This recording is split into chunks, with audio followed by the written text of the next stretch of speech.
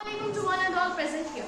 Myself Siblanullah from grade 5 and today I'm going to deliver a lecture that's about cytoplasm.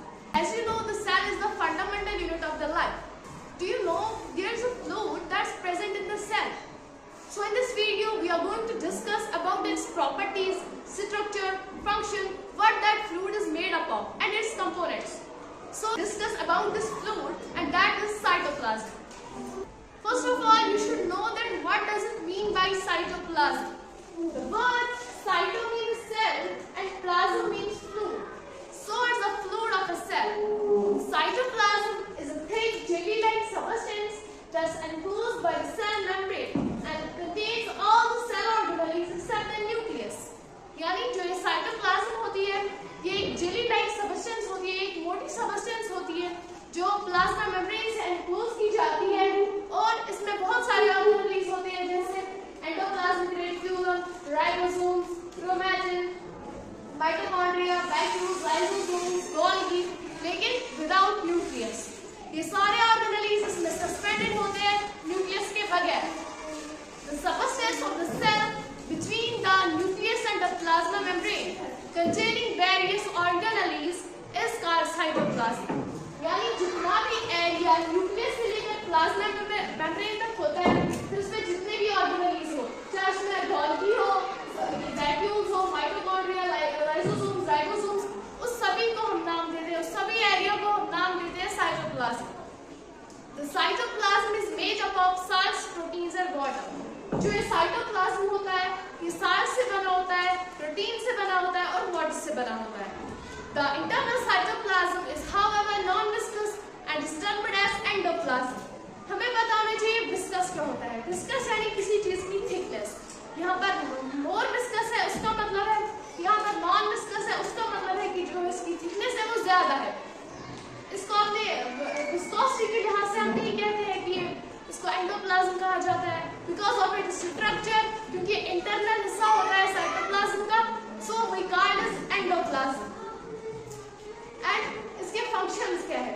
It facilitates protein synthesis and other metabolic activities, यानी ये facilitate करता है protein synthesis, ये proteins बनाता है और कुछ मेटाबॉलिक एक्टिविटीज भी अंजाम देता है।